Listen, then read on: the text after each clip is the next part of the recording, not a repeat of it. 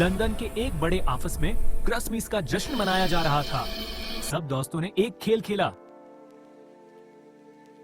हर शख्स ने बेनाम तोहफा उठाया। आयशा भी उसी पार्टी में थी। मोहब्बत भरी मुस्कान के साथ उसने अपना गिफ्ट खोला, लेकिन इस बार तोहफा खुशी नहीं लाया। तोहफे के अंदर एक पुरानी लकड़ी की गड़िया थी। उसकी शीशे जैसी आंखें खामोशी में आप पर घूर रही थी। गड़िया का चेहरा मामूली मुस्कुराहट नहीं था, बल्कि गैर फितरी टूटा हुआ मुर्दा जैसा था। आयशा ने सोचा शायद ये मजाक है, लेकिन जैसे ही उसने गुड़िया को छुआ, एक सर्द हुआ का झोंका हुआ और कमरे की लाइट झलमिला गई।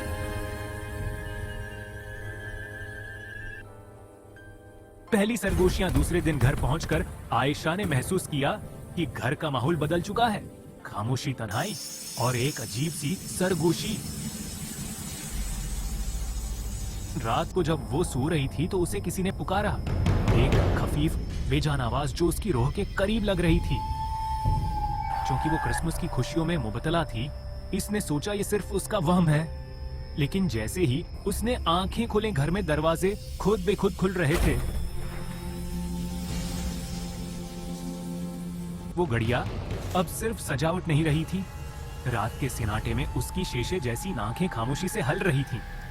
एक रात जब सब सो रहे थे, एक बेआवाज छलांग से गड़िया अपने इर्द-गिर्द घूमने लगी। आयशा ने दिल की धड़कन तेज महसूस की जब उसने देखा गड़िया के लिए हवा ने दरवाजा आहिस्ता आहिस्ता खोला। और फिर एक सरगोशी, किसी जिंदा मगर बेजान की आवाज, तुमने मुझे आजाद किया, अब मेरी बारी है। पहला हमला अचानक हुआ।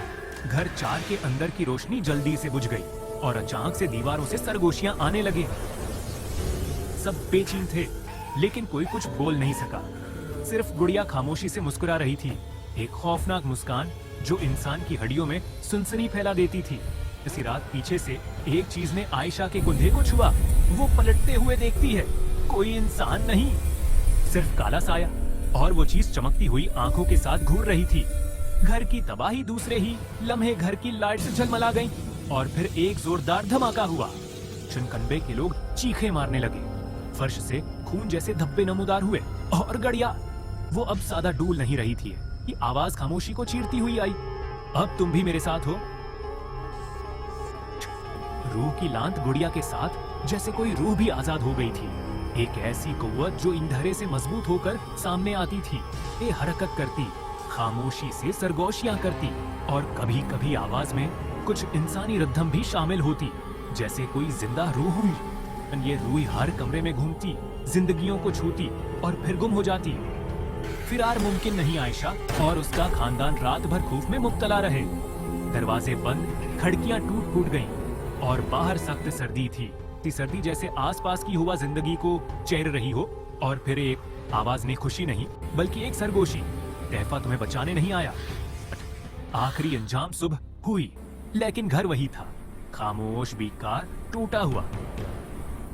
लोग अपने कमरों में सोए थे, लेकिन सिर्फ बिजली के तार, टूटे गड़िया और खून के धब्बे बाकी थे। आयशा जो कल तक जिंदा थी, अब सिर्फ एक खामोश अक्स बनकर रह गई थी। फाइनल स्कैरी मैसेज, क्रिसमस में हर तोहफा खुशियां नहीं लाता। कुछ तोहफे आपसे जिंदगी की खुशी छीन लेते हैं और आपको एक ऐसी हकीकत से रूबरू करते हैं जो कभी खत्म नहीं होती।